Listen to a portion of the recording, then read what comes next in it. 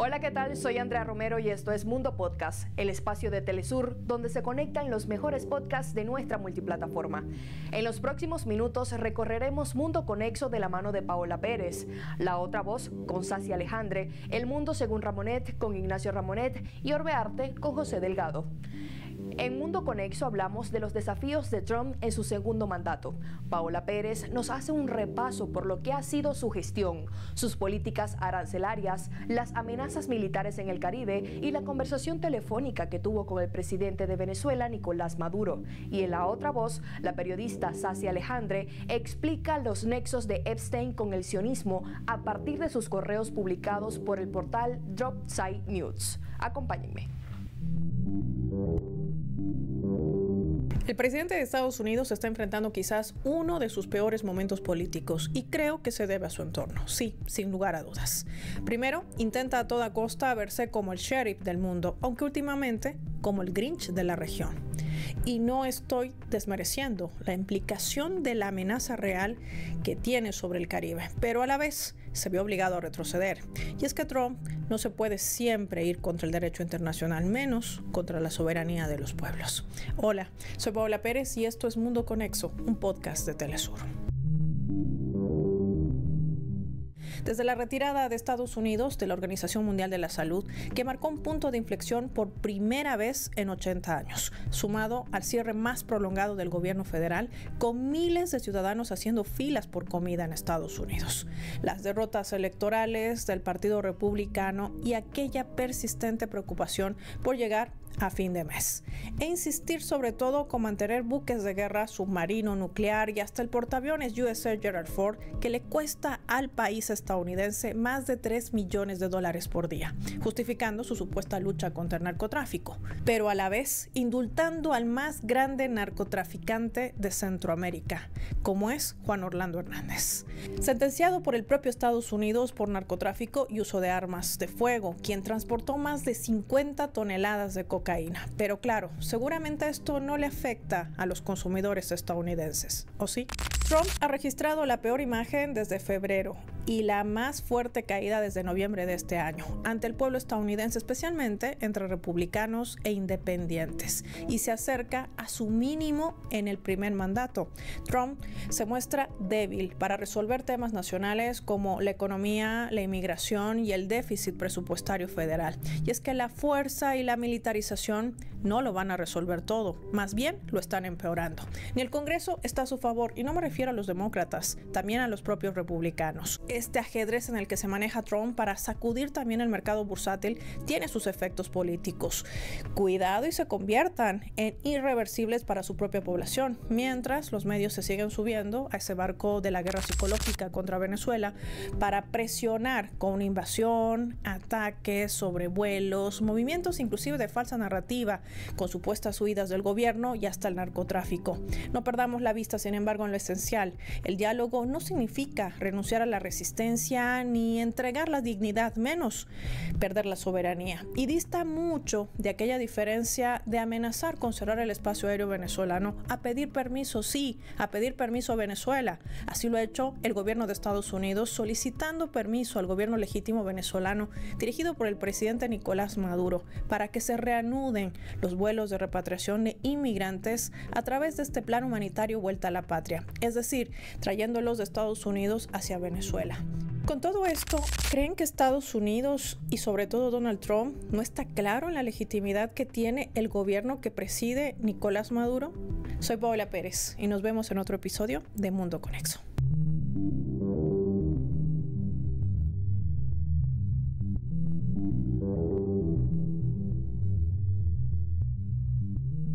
Hablando de la red global de crímenes de Estado y de lesa humanidad, todos los caminos llevan más que a Roma, a Israel. En este caso confluye la injerencia militar en el sur global, la instauración de un estado apartheid y la protección a un violentador y traficante de menores. Pasando casi desapercibido por la prensa convencional, estos últimos meses hemos conocido cientos de nuevas pruebas que sitúan a Jeffrey Epstein como alfil del Estado sionista. Y es que las ramificaciones del escándalo Epstein van mucho más allá de una red de tráfico y explotación de menores por las élites transnacionales. Jeffrey Epstein, hoy sabemos, fue además un actor político clave, con injerencia directa en el régimen de guerra israelí. Pero ¿quién operaba para quién? ¿Epstein para Israel o viceversa? Podríamos ahora hablar de Jeffrey Epstein no solo como un traficante de menores, sino como un operador geopolítico y militar de influencia global. Aquí te lo cuento. Yo soy Sassy Alejandre, bienvenidos y bienvenidas a La Otra Voz.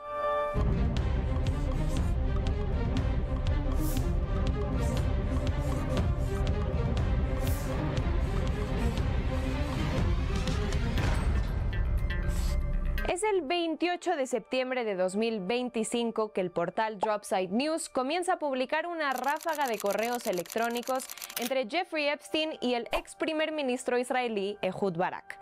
La correspondencia filtrada por el grupo de hackers pro-palestinos Handala está fechada entre 2013 y 2016, es decir, comenzada allá 5 años de que Epstein se haya declarado culpable de prostitución de menores. Culpable pero altamente útil en el tablero político, operando, según demuestran estos correos, como habilitador de los intereses militares israelíes. Epstein entraría en juego como agente tercero, orquestando la firma de acuerdos de seguridad entre Israel y diversos gobiernos, facilitando entonces la penetración del espionaje israelí en decenas de países. Uno de ellos, según los correos filtrados, Mongolia, donde Epstein coordinaría y dirigiría reuniones entre Barak y los altos mandos del gobierno del país. Pero tras bambalinas también a Epstein y al ya retirado Ehud Barak, para la creación de un sistema de espionaje de Estado para intervenir las comunicaciones telefónicas y digitales de toda la población. Lo cierto es que Epstein representó una pieza clave en el engranaje militar y de inteligencia israelí, prestando sus recursos y conexiones con la élite global para hacer avanzar los intereses israelíes en el terreno global.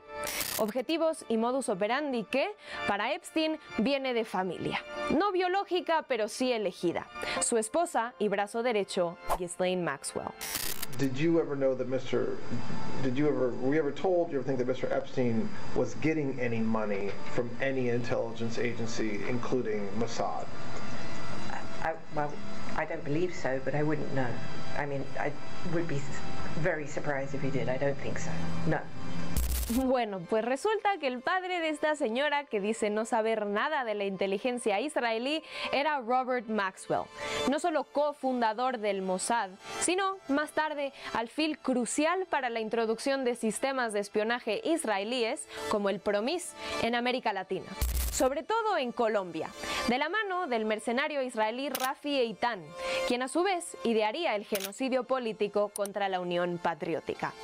Por tanto, la conexión de Epstein con Israel, podemos decir, precede a su accionar con Ehud Barak. De la misma manera, lo que estas filtraciones comprueban es que pese a la narrativa mediática actual de pintar a Benjamín Netanyahu como una manzana podrida dentro de un accionar sionista que sería menos grave de la mano de un líder distinto, en realidad hablamos de un mecanismo militar que opera indistintamente de quién esté al frente del mismo, no solo contra Palestina, sino contra el resto del sur global. Pero hablemos entonces de la cobertura, o más bien falta de cobertura mediática de estas filtraciones. Absolutamente nada publicado en Fox News, algo no sorprendente por la afinidad del medio al gobierno de Donald Trump en la mira por posibles vínculos con Epstein. Pero, ¿qué tal medios afines al Partido Demócrata? Mismo que dice promover la publicación de la cacareada lista de Epstein. CNN, por ejemplo, resulta que no publicó nada tampoco. ¿Y ProPublica? Ese medio que en Estados Unidos se disfraza de progresista mientras apoya el intervencionismo en América Latina. ¿Qué dice ProPublica? Pues será que tampoco dice nada. Pero cerrando con los grandes, el New York Times, el garante del periodismo objetivo, será que se les escapó la nota, porque no hay nada tampoco. Después de la propia filtración por el portal Dropside News, se pueden contar con los dedos de las manos los medios que hicieron eco de una noticia que puede cambiar el rumbo de cómo entendemos no solo el escándalo Epstein, sino el operar del Estado sionista, que no rechista en tener criminales de lesa humanidad bajo su ala si eso significa avanzar sus intereses. Y es que si algo debemos saber del bipartidismo estadounidense trasladado a sus medios afines, es que el consenso perpetuo entre demócratas y republicanos es que Israel no se toca. De la misma manera que para Israel, el consenso transpartidista es la injerencia militar y de inteligencia en el resto del mundo no se toca tampoco.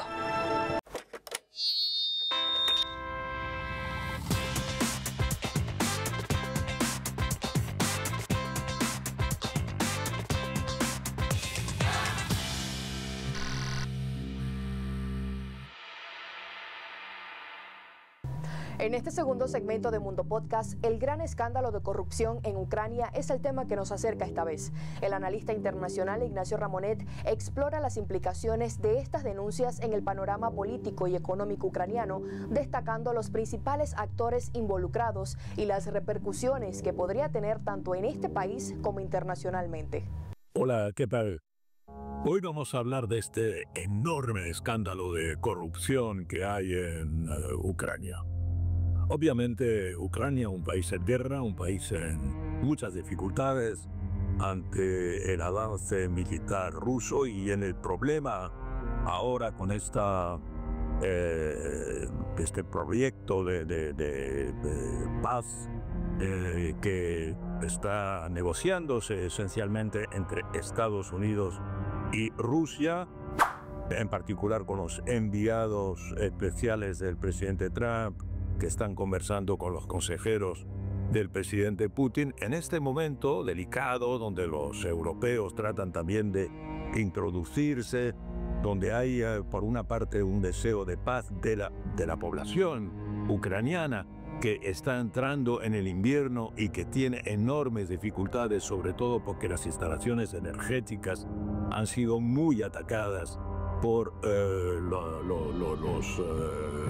los ataques rusos y con el frío intenso que hay que empieza a haber ahora en Ucrania.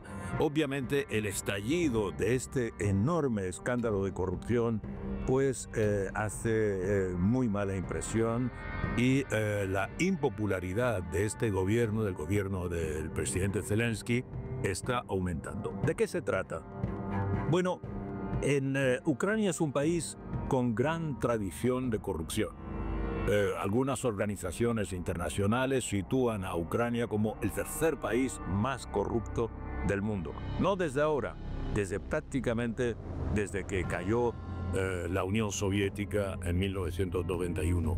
Hay como una tradición de la corrupción, del soborno, en particular en muchos sectores, la policía, en particular el sistema de salud, hay que pagar por cualquier cuidado, y también por, digamos, el sector de la educación, en particular la educación superior, y por cualquier trabajo de funcionarios hay corrupción, hasta el punto de que finalmente en torno al 2015 hubo un deseo por parte, cuando Ucrania pidió su integración a la Unión Europea y organismos internacionales, también Estados Unidos, el Fondo Monetario Internacional, el Banco Mundial, exigieron que se crease en Ucrania organismos anticorrupción. Y de hecho se han creado dos que están funcionando. La prueba que están funcionando es que han conseguido pues denunciar este escándalo de corrupción, descubrirlo y denunciarlo. Estos son, por una parte, una oficina anticorrupción que se llama NAPU en ucraniano, con las iniciales, y la Fiscalía Anticorrupción, que se llama SAPU. La Fiscalía, hay que entender que, claro, en Ucrania, como todos los países, hay una Fiscalía General, hay un fiscal general del Estado, ¿verdad? Que es la autoridad superior en términos de magistratura, de acusación, ¿verdad? Pero para la corrupción, para combatir la corrupción, en Ucrania se creó una fiscalía especial que no depende de la Fiscalía Superior. Y curiosamente, hace unas semanas, un poco antes de que estallara este escándalo, el presidente Zelensky trató de integrar estos organismos de lucha contra la corrupción bajo el amparo, bajo la autoridad de la Fiscalía General del Estado, que obviamente es mucho más susceptible de ser corrupta, porque entre las instituciones más corruptas de Ucrania está la justicia. No la cité antes, es decir, cité a la salud, a la policía, a la educación superior, la justicia. Entonces eso fue muy mal percibido por la población ucraniana y evidentemente hubo un rechazo total y Zelensky tuvo que dar marcha atrás. Pero curiosamente, unos días después estallaba este escándalo.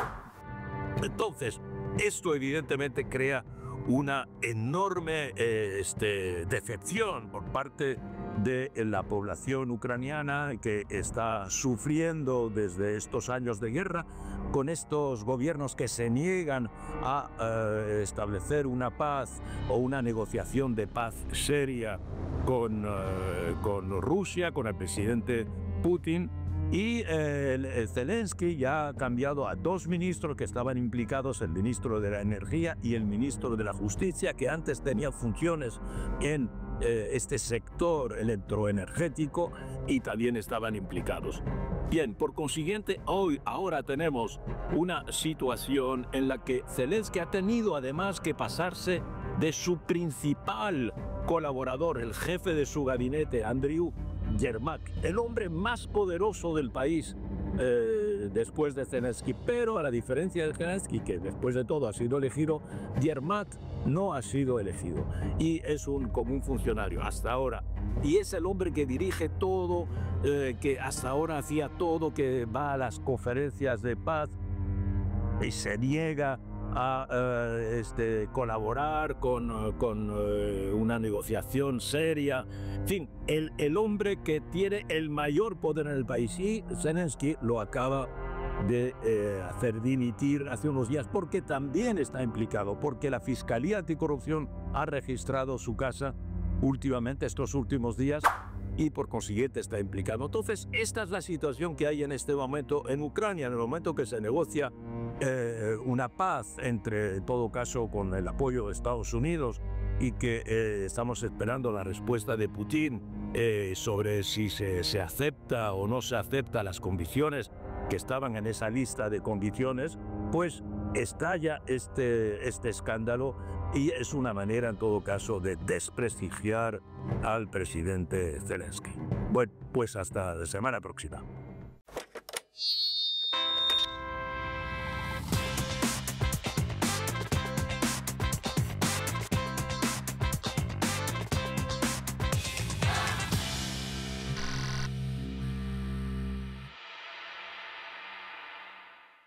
Para culminar esta edición de Mundo Podcast, José Delgado estuvo acompañado del maestro, mejor conocido como Colombito, con quien conversó acerca de la música y la cultura del pueblo afromirandino venezolano, específicamente en la zona costera de Barlovento. Además, sobre la 10ª Los Kitty Plus. Disfruten de esta nueva entrega de Orbe Arte llena de cultura y música afrovenezolana.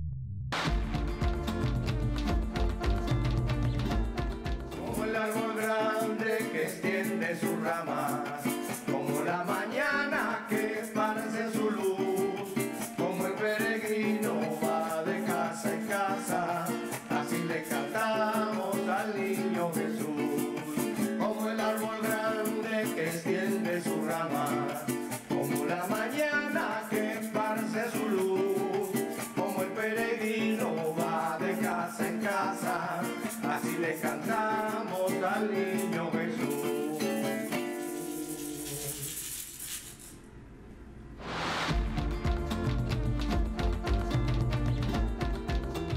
Bienvenidos, bienvenidas. Esto es Orbe Arte. Yo soy José Delgado. Les saludo con gran cariño, con mucho aprecio.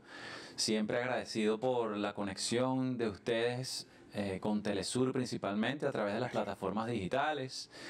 Y bueno, con este programa en especial, este podcast llamado Orbe Arte, en el que nos dejamos guiar por maestros y maestras, cultores de nuestra tierra, por gente que tiene su vida dedicada al arte y el arte como manifestación de la cultura, que la cultura es mucho más grande, es un océano, por decirlo de alguna manera, y el arte puede ser una playa.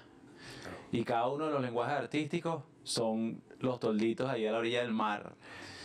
Y justamente de esa costa caribe, hermosa, bueno, toda la costa venezolana es costa caribe.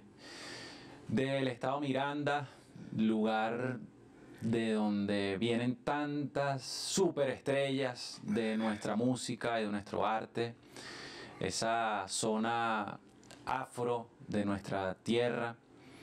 De ahí, del municipio Brión de Tacarigua, viene este maestro a conversarnos sobre su historia, sus trayectorias, sus influencias, el maestro Columbo Frías, muy conocido por allá como Colombito. Colombito y Elévate. Sí, Y Elévate. Gracias. Agradecido altamente pues, por esta invitación. Y puedo hacer, y me voy a presentar como diría el maestro Hermes Delgado, que es donde viene mi herencia de la décima. Cuando la parranda entona, la décima va gozando, la fulía improvisando, que es herencia cimarrona. De Caribe en nuestra zona, como siempre lo he cantado. Hoy a este sitio he llegado al programa de Orbe Arte. Te saludo con tu arte, mi hermanito José Delgado.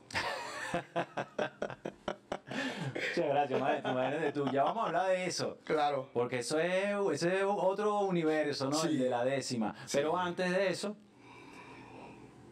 tú comenzaste como empiezan muchos carajitos de por ahí por la zona, curioseando. Claro, claro, Y empezaste entonces en el teatro. Es lo Empecé en que... el teatro con la maestra Vivina, y de hecho la maestra Rosita fue una de mis primeras managers, porque si había que cantar en la escuela, Colombito, si había que recitar, Colombito, si había que bailar, Colombito. Entonces eso fue llenando esos espacios y ese amor por la cultura, hasta que después dimos un salto hacia otras agrupaciones pues, principales allá en Tacarigua. Claro, pero en el teatro comenzaste a los 9 años. Sí, es lo que dicen los chismes por ahí. Con la maestra Vivina. Claro, las madres. Ensayábamos en la antigua Casa de la Cultura. Ok. Sí, sí, sí. Pero igual, aunque estabas en teatro, bueno, las manifestaciones nuestras siempre tienen mucho de todo eso. De todo, de de todo. teatro, de Claro, canto, claro. de poesía, de música, obvio. Claro, claro. Estampas negroides. Bueno, a través de una décima, pues se puede hacer una actuación también, se va cantando. ¿Cómo no? Esto tiene una connotación grande y una hermosura tan profunda que uno no se cansa de darle gracias a Dios por tantas cosas, por tanto talento, por tantas cosas que nos ha dado, sobre todo en la cultura, en Barlovento y en toda Venezuela, y andamos regados por todo el mundo. Claro. Cuéntame con qué canción vas a cerrar, pero antes, si tú tienes redes sociales, está chévere que lo digas. Claro que sí. Facebook Columbo Alejandro Frías Acosta. Instagram, Colombito F. TikTok, Colombito F también.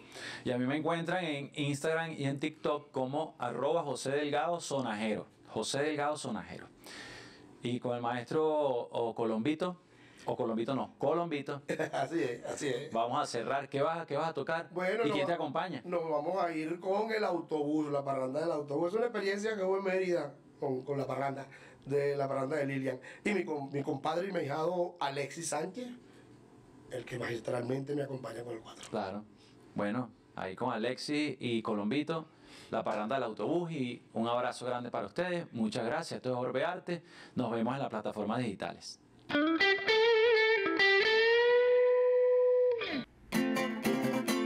Ahí viene la parranda, la que tú querías, que va desde aquí hasta Santa Lucía. Y mira, viene la parranda, la que tú querías, y es con Colombito y su poesía. Y por eso digo así: como me gusta a mí, te gusto, yo me gusta tú. Viene la parranda en el autobús, así.